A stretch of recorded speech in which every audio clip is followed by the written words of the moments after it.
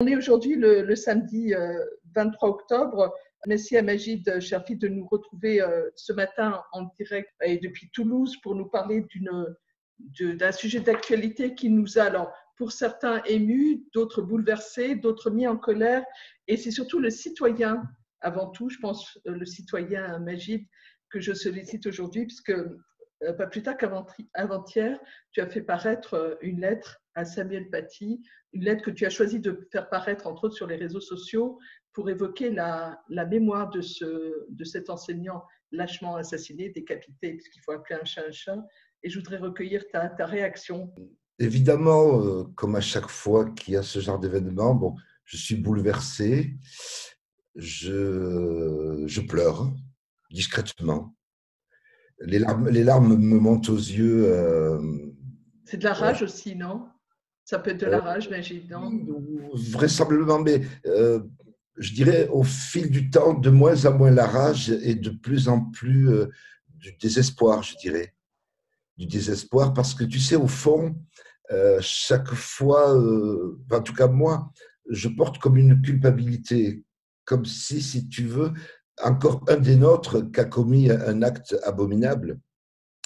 Et voilà, et l'impression de faire partie d'un tout coupable. Cet amalgame auquel, effectivement, les médias nous associent un peu rapidement. On rappellera juste que pour la question d'actualité, le lâche assassinat de Samuel Paty, le jeune homme est de confession musulmane, mais tchétchène, à l'opposé à des centaines de milliers de kilomètres de ce que nous sommes, nous, de confession musulmane, pratiquants et non pas pratiquants, là n'est pas la question, mais effectivement, la crainte, c'est de nouveau ces vieux démons qui nous rattrapent, entretenus, je pense, par les médias, on va même oser dire de temps en temps déformés, mais la culpabilité, effectivement, à laquelle on est tous confrontés, qui nous rattrape dès que ce genre d'horreur se passe. Tu l'avais évoqué au travers d'une lettre ouverte que tu avais intitulée Carnage, quelque temps après l'assassinat de collectif des gens de Charlie Hebdo. On en est où aujourd'hui, 5 ans après? On est dans une espèce d'escalade? Oui, alors je ne sais pas si c'est une escalade, mais en tout cas, il n'y a pas de désescalade. Il y a voilà, une permanence de quelque chose qui nous met mal à l'aise, et on n'ose pas croire on n'ose pas croire ce qui semble arriver. Est-ce que vraiment il y a comme ça une armada prête au séparatisme? Est-ce que vraiment il y a une adhésion de la jeunesse, de cette troisième génération? Alors moi je vois des jeunes de 16, 14 ans qui, oui, je crois en Dieu, oui, je suis musulman, je me définis en tant que tel. Alors moi je les croise, je les vois, et je n'ose pas penser qu'il y a une émergence. Et d'ailleurs, il y a 30 ans ou plus, lors de la marche des beurs, bon, j'avais 20 ans et je pensais, moi, que de la seconde génération allait naître comme une espèce de génération spontanée, antiraciste, féministe, progressiste, athée, libertaire, libertine. J'ai cru ça. Et en fait, c'était l'illusion de ce qui émergeait. Ce n'était que l'écume. J'avais oublié que l'immense majorité n'était pas dans la marche des beurs, n'était pas dans ces idées-là, et que d'ailleurs cette marche a complètement disparu de la mémoire collective. Et ça c'est un truc de fou. Et quiconque, on peut questionner quiconque dans la rue, il te dira « Ah non, je ne sais pas ce que c'est ». Et je suis effaré devant l'effacement de notre histoire de Français issus de l'immigration. Tel que tu l'as revendiqué. Oui. La faute à qui? Est-ce qu'il fallait désigner un coupable de cette situation qu'on vit de nouveau, malgré tout, de ces tensions intercommunautaires avec une certaine communauté mise à l'index, même si on le sait pertinemment qu'effectivement, c'est l'arbre qui cache la forêt, mais la faute à qui? Aux institutions, à l'école qu'on met à l'index aujourd'hui, qui est malmenée sur les réseaux sociaux, à l'école à laquelle tu rends hommage, parce que ouais. Comme moi d'ailleurs, tu te nourris et tu gardes aujourd'hui encore le souvenir de la valeur ajoutée que t'a apporté l'école. Donc, la faute à qui? Alors, la faute à qui, j'ai envie de dire, c'est une espèce de faute partagée. À l'intérieur, de l'intérieur, je dirais. Alors, moi, par exemple, mes parents, qui étaient des musulmans innocents et ne posant aucun problème, on nourrit un ressentiment. On est maltraité. Et donc, moi, j'ai été infusé de cette maltraitance, de leur vie d'immigrés des années 60, etc. Oui, et avec beaucoup de non-dits d'ailleurs, Magid. Tu découvres des choses autour de l'histoire collective. Tu racontes d'ailleurs dans un de tes livres l'anecdote de l'arrivée, on parlait tout à l'heure de la marche des peurs, l'arrivée au pouvoir de Mitterrand en 81 avec un espoir fabuleux au sein de la jeunesse dont tu fais partie à l'époque. Et pour tes parents et pour ta maman, c'est juste un effarement parce que François Mitterrand, pour toi, est porteur d'espoir. Pour ta maman, c'est plutôt un message négatif et qui renvoie à des moments d'histoire assez terribles. Oui, oui, c'était un truc de fou. Mitterrand arrive, mes parents sont flippés et dans la rue, tous mes potes sautent de joie. La fraternité arrive, l'égalité, la liberté, etc. Et donc, je ne sais plus à quel sein me vouer jusqu'à ce que je comprenne ce qu'avait été Mitterrand pendant la guerre d'Algérie. Que tu as découvert à ce moment-là. On dit beaucoup de non-dits. Donc, on disait la faute à qui? Les institutions qui ont laissé. Ouais. Il y a quelque chose à l'intérieur des familles qui est vrai, qui est un ressentiment qui nous a été infusé. Parce que le ressentiment est légitime, parce que moi je me rappelle que j'ai surtout le souvenir de quand j'accompagnais ma mère à la préfecture pour faire sa carte de résidence, la manière dont on s'adressait à mes parents m'a révolté et je crois que ça ne s'est jamais décollé de moi, quoi. Mais comment vous parlez à mes parents? Et 10-12 ans, on s'est taisé. Et ensuite, alors de l'extérieur, il y a la République qui n'a pas tenu sa promesse d'égalité, puisqu'elle a abandonné les populations maghrébines et africaines.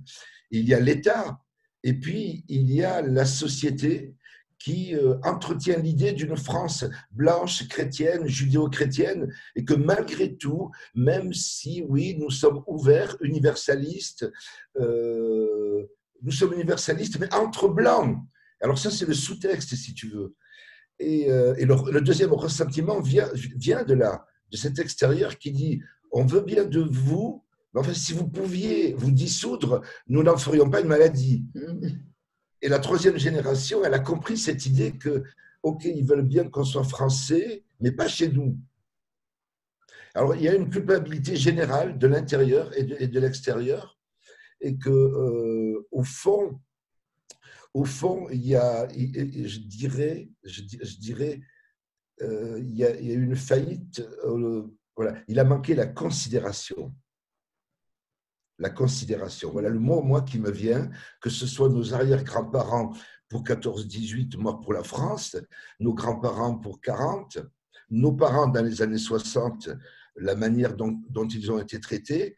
Et on peut, sans jouer les victimes, dire que cette immensité d'immigrés a été maltraitée. La seconde génération, via la gauche au pouvoir, qui a disparu avec la marche des beurs. Donc, on n'existe jamais dans l'histoire de France. On disparaît tout le temps. Et donc, ça crée de l'amertume et ça ouvre une espèce de précipice qu'on ne voit pas se refermer. Et on évoquait le rôle important, déterminant pour les enfants qu'on a été de la seconde génération, le rôle important de l'école qui nous a formatés, mais il faut pas se cacher, se voiler la face. Bon nombre d'entre nous ont été écartés, ont été mis sur la touche de manière souvent arbitraire, et c'est souvent là aussi que les choses périclites peuvent basculer. Dans une période d'adolescence où on est déjà structurellement des individus fragiles, c'est peut-être là aussi que l'harmonisation de cette école laïque, universelle, l'école gratuite pour tous, elle ne s'est pas faite effectivement de manière lisse. C'est vrai. C'est une école qui peut donner le meilleur quand on a la chance, en tout cas comme moi, la chance ou l'opportunité de s'accrocher. Ouais. Moi, On j'avais t'en a encore. donné envie. Tu as eu des enseignants qui t'en ont donné envie. Et puis il y avait la menace de la maison aussi. Tu savais Voilà, que. Ouais. voilà, voilà, voilà. Une mère absolument obsédée par la réussite scolaire, mais littéralement obsédée, Mm. qui fait que, bon, on finit par s'accrocher. Donc, elle peut donner le meilleur à quiconque.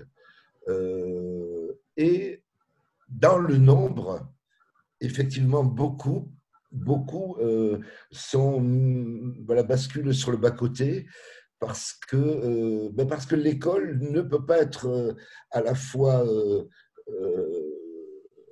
un hôpital psychiatrique, un psychologue sur l'identité, Mm. et, voilà, elle ne peut pas colmater toutes les failles habitées par chacun de ces mômes, Mm. notamment les fils d'immigrés qui avaient besoin de réponses qu'ils n'ont pas eues, quoi. On a souvent cité la lettre que Camus a écrite à son maître, à son enseignant, quelques jours après avoir reçu le prix Nobel. L'école est en perdition. Nos parents ont obéi à l'instituteur Mm. aussi parce que bon voilà, c'était des Il portait le analphabètes. savoir, voilà. Mm. Voilà, c'est ça, voilà. Et aujourd'hui, du coup, les nouveaux parents, cette génération quadra ou quinca a, a beaucoup plus d'instruction. Et Oui. du coup, là, elle sert, euh, elle est, elle est, elle est, elle est mal servie parce qu'il profite de cette instruction pour la fourvoyer en préconisant voilà, bon, des choses obscurantistes, religieuses. Donc voilà, c'est un mauvais escient. Et quand les gens disent avant ça allait bien avec leurs parents, oui, parce qu'ils vivaient tête courbée. Mm. Est-ce que c'est à l'école d'enseigner les valeurs de tolérance? Alors, je te dirais qu'il y avait une espèce j'ai eu une espèce d'éducation complémentaire parce que ce que nous inculquait ma mère, une espèce d'universalisme Mm. instinctif, rejoignait les idées qui étaient voilà, préconisées à l'école. Et donc, je n'étais pas choqué entre ce que exigeait ma mère oui, dans une espèce de morale, d'attitude, de respect d'autrui, etc. Donc, elle était en correspondance avec les profs. Mm. Voilà, voilà. Donc, moi, je me suis senti bien de passer de l'un à l'autre, si ce n'est que ma mère envoyait des tartes sévères et qu'elle s'étonnait que les profs n'en donnent pas. Sur cet hommage que tu as voulu rendre, je reviens sur le fait qu'effectivement, il était important, tu t'es manifesté, et là, c'est au-delà de l'artiste qu'on connaît, de l'écrivain qu'on connaît, c'est le citoyen qui a écrit sa souffrance après l'attentat de Charlie Hebdo. Samuel Paty est parti aujourd'hui. Est-ce qu'on peut dire il est parti parce qu'il a voulu faire traiter de la liberté d'expression en toute transparence? Est-ce que c'est ça finalement ce qu'on pourrait lui reprocher entre guillemets? Alors, en tout cas, ce qu'on sait, c'est que ces gens-là lui ont reproché d'insulter le prophète. Mm. Voilà ce que. Et que finalement, quelles ont été les motivations de Samuel? Bon, je suppose que c'était de parler de la liberté d'expression. Mm. Mais le problème, c'est comment c'est répercuté ou perçu ou reçu dans les foyers. Et là, tout à coup, par on ne sait quel fourvoiement, on finit par comprendre, tiens, voilà, un homme insulte la religion. Et finalement, ce genre de gens, comme dans cette famille-là, on a un peu l'impression qu'ils courent derrière le moindre prétexte. Et donc, il y a la course au prétexte pour crier à l'humiliation, à l'insulte. Et pour dire c'est l'autre le fautif et pas moi en fait. On est toujours Oui, dans ce rapport de culpabilité, mais là les oui. rôles s'inversent. Oui, il faut un coupable. il faut un coupable. Et là, il ressemblait tout à fait à ce coupable désespérément, enfin désespérément, oui, recherché par ces gens-là, ces obscurantistes, qui ont besoin de voir, oui, qui ont besoin d'un bouc émissaire. Moi, par exemple, je peux te dire qu'il m'est arrivé de me faire cracher dessus en période de Ramadan à Toulouse, parce que j'étais le coupable idéal, parce que je mangeais pendant le Ramadan. Alors j'étais là, mais merde, on est en France. Et d'ailleurs, tu n'as plus les mots, on n'a plus de vocabulaire pour expliquer à ces gens-là qu'on est dans un état de droit, parce qu'ils ne comprennent pas le concept d'état de droit. Tu es arabe, donc tu vas jeûner. Forcément, oui. Forcément. Voilà. On a le droit, je pense, toi et moi, à des situations assez cocasses. Ça veut dire la réaction aujourd'hui du gouvernement, des institutions sur la fermeture, par exemple, de certaines associations qui étaient déjà mises à l'index, des associations cultuelles, entre guillemets, des fermetures provisoires de mosquées. Tu en penses quoi de ces réactions-là? Elles sont bien, elles sont… J'ai essayé d'avoir un avis nuancé. Je vois le danger à fermer des mosquées parce que ça donne un prétexte à crier à l'ostracisme. L'ostracisme. Et en même temps, il faut être capable d'enfermer quand il y a le danger oui, le danger de l'obscurantisme. Voire pire de ce qui s'est passé pour Samuel Paty. Et donc, je suppose qu'il s'agit de travailler ça, je veux dire, avec une nuance extrême, garder une sévérité qui est incontournable, et en même temps faire attention de cette voilà de la confusion entre voilà ceux qui croient dans un esprit, dans quelque chose de spirituel, et puis on la bascule dans un danger qui mettrait en péril la liberté. C'est quelque chose qui se pèse vraiment avec délicatesse, et je laisse le souhait aux politiques de régler ça. En tout cas, il faut évidemment agir avec un tact absolu. Alors, on pourrait dire même que le loup est dans la bergerie. Mon inquiétude, c'est des Samuel Paty, sans doute qu'il y en a d'autres. Je pense, oui. Et que souvent, effectivement, le fait que cet événement soit évoqué de manière aussi intense, et ce n'est pas du tout une critique, mais le risque effectivement de susciter des vocations, sans vouloir faire de mauvais jeux de mots, mais effectivement, risque de faire passer à l'acte des personnes qui étaient tapies. C'est clair que le loup est dans la bergerie, on va pas dire autrement. Oui, je te rejoins tout à fait. Je crois que là, le loup y est, et qu'il y a véritablement une poussée que d'ailleurs je n'imaginais pas. Je suis effaré, pourtant de l'intérieur depuis toujours, de l'intérieur de ce bouillonnement. Je suis effaré, je vois trop de femmes voilées, de jeunes filles, trop de garçons s'identifiant à l'islam. Et c'est pour ça que j'avais écrit ce texte sur ce neveu à qui je demandais pourquoi il faisait le ramadan, et il ne savait pas. Et je disais, ces gens croient sans savoir ce que veut dire croire. Et le danger est aussi là parce que de toute façon, il y a un malaise à l'origine, fait certainement une faille qui fait que je vais croire en un Dieu musulman. Je ne sais pas pourquoi, mais je vais le faire et on verra. Et donc, par esprit de provocation un petit peu aussi. La provocation, la peur de soi-même d'ailleurs. Ou l'ignorance de soi-même, d'où on vient. Et d'où on vient, de l'idée d'une trahison qui traîne autour de nous.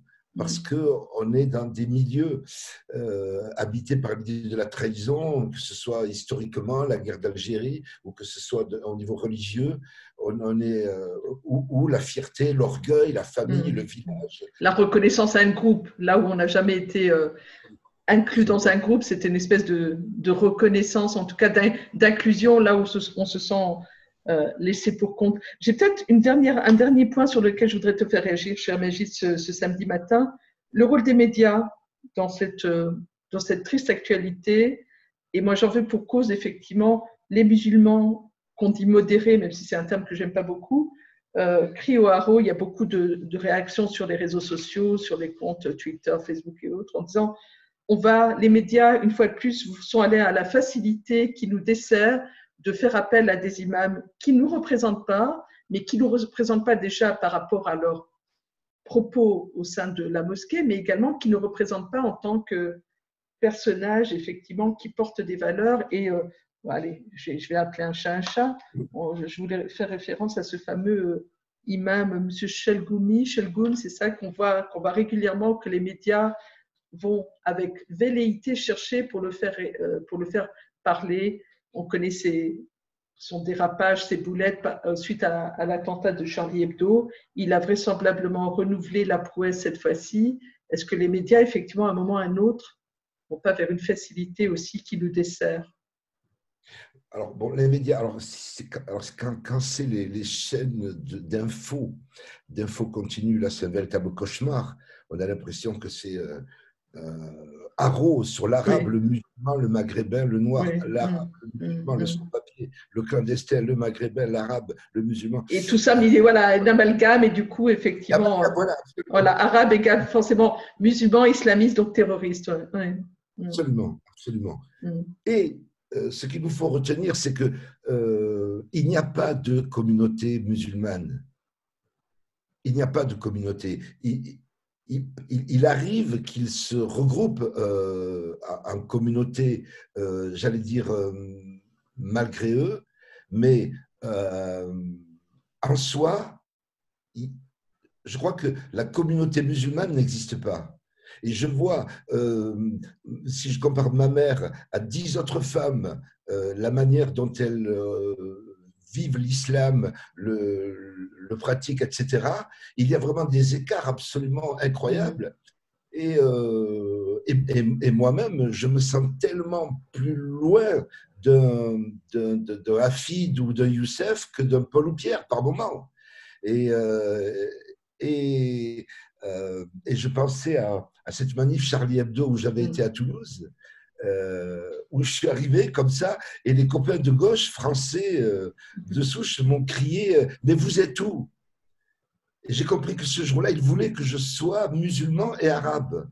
Alors que la veille, il me fallait être français et athée pour leur plaire.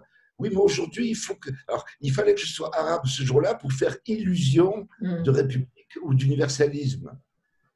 Et là, j'ai compris qu'évidemment, on n'était pas sorti de l'auberge, parce qu'en réalité, voilà, il y a une France qui nous demande d'être français un peu comme elle veut et un peu quand elle veut. Et le problème est là. Toujours faire attention à ne pas tomber dans l'écueil qui serait d'être l'arabe de service sans vouloir faire de mauvais jeu de mots. Ben oui, de toute façon, on l'est. Parle pour toi. On est forcément, on est piégé. Oui. D'adhérer aux valeurs de la République et on est l'arabe de service de quelqu'un, ou si c'est le contraire, le français de service. Donc, on est dans une situation qui nous met tout le temps au service d'eux. Et on est un peu piégé. L'avenir, les semaines qui viennent, tu les vois comment? Tu es inquiet? Tu restes confiant parce que tu te dis que l'être humain a quand même ses capacités de se régénérer et de faire preuve d'intelligence, ou tu es à l'inverse effectivement inquiet parce que la situation de confinement fait qu'on est tous dans des situations stressantes et que le dérapage est toujours possible? Alors, moi, je ne suis ni inquiet ni rassuré. Je dirais que c'est un travail de longue haleine et qu'au fond, si on ne se décide pas à bâtir un nouveau récit français, voilà, où la République ne serait pas incarnée par la couleur de peau comme depuis près de 2000 ans. Oui. Voilà. Et alors, je pense que ce n'est pas demain, tout de suite, que les politiques vont se mettre autour d'une table pour amorcer un nouveau récit français. Pourtant, il y a des tentatives, je finirai sans doute là-dessus. Le président Macron, au début de son mandat, a très vite, entre autres, reconnu la guerre d'Algérie comme Oui, oui. des tortures, comme des crimes contre l'humanité. On avait espéré que ce soit un geste tendu vers les citoyens algériens dans l'optique d'une réconciliation. L'animosité à laquelle on est régulièrement exposé, c'est quand même, ce sont des relents de ces conflits coloniaux, pas vraiment jamais réglés. Oui, oui, bien sûr, parce qu'entre autres, dans tout ce capharnaüm, la chose coloniale n'est pas réglée, bien sûr. Et d'ailleurs, je dirais peut-être plus du côté algérien pour moi que français, parce que je vais en Algérie, je regarde les infos, je dis, putain, on est dans les années 50 sous un régime stalinien. Mais c'est quoi ces robots qui viennent de raconter la guerre d'Algérie 60 ans après, comme si on était encore vécu. Donc, j'arrive même pas à croire qu'en 2021, la télé algérienne puisse être ça à 1 heure de vol de la France. Donc, il y a donc un gros travail à faire. Ce que dit Macron, moi, je trouve ça très bien parce qu'il décante un peu la chose. Oui. Donc, peut-être est-il allé trop loin, je ne sais pas. Mais moi, je pense que il y a des choses qui se font, qui se disent. Donc, il y a des avancées millimétrées, trop rares et trop lentes.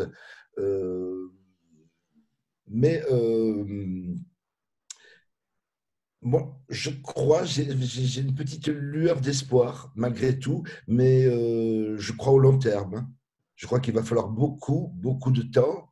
Déjà, il y a 30 ans, je pensais qu'on en serait dans une société assumée, multiculturelle. J'avais même cru qu'en plus du bleu, blanc, rouge, il y aurait un peu de jaune et de vert pour incarner l'universalité. Je me suis dit, la France fera ça. Mais je ne crois pas qu'elle le fera demain. Pour que ces multiples citoyens venus des 4 coins du monde aient un reflet. Voilà, et ce sentiment d'appartenance, comme toi, tu l'as eu. Que ce soit la Marseillaise, le Phrygien, le drapeau. Quel signe la nation montre-t-elle pour dire la France est désormais un pays beaucoup plus large que prévu. Donc, où on en a peur, rapport au Front National, et on se recroqueville, où on se dit c'est la marche du temps, quelque chose d'inéluctable. Les civilisations sont vouées à une mixité incontournable. Soyons vigilants par rapport à tous les extrêmes. Je vais rappeler, puisqu'en ces temps de pseudo-confinement, ou en tout cas de couvre-feu, que je vous suggère en livre de chevet 4 livres que tu as commis: Livret de famille, La Trempe, Ma part de Gaulois, et puis le dernier paru il y a quelques mois de ça, La part du Sarrasin. Je pense que si on veut se connaître un petit peu, puisqu'on a forcément une histoire commune, ça devrait même être enseigné, je pense, en tout cas débattu en cours. Merci Magid. Tu voulais sans doute ajouter quelque chose dans ce débat un petit peu à brûle pour point comme ça, mais qui est une réaction malgré tout toujours très, très sensible 8 jours après une situation qu'on a tous vécue comme quelque chose, comme tu disais, un cauchemar, quelque chose dont on se dit on va se réveiller et c'est juste une mauvaise blague. Ben oui, justement, je me dis, voilà, nous voilà habités par une peine infinie, par tout ce qui s'est passé depuis bien longtemps déjà, et par tout ce qui va continuer à être commis de terrible. Voilà, nous sommes définitivement habités désormais par une peine infinie. Voilà à quoi je pensais. Et qu'il ne faut pas avoir peur de se dire, bon oui, demain sera sombre, mais peut-être y a-t-il un après-demain. Quelle belle parole, merci. L'actualité de Magid Cherfi en ce moment, est-ce que tu écris quelque chose? Parce qu'on va continuer, on va conclure, si tu veux bien, sur une note positive. J'ai l'impression, je te vois, non, tu vas me dire non, je suis en pleine réflexion. Non, je finis un album parce que je fais encore un peu de musique. Oui. Donc, je suis en train voilà, d'apporter les dernières touches à mon prochain album pour une prochaine tournée. Oui.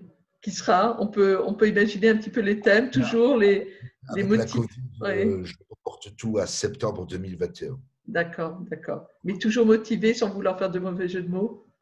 Oui, je veux dire, voilà, c'est pas un choix. C'est motivé, c'est parce il nous faut l'être. C'est une obligation. Voilà.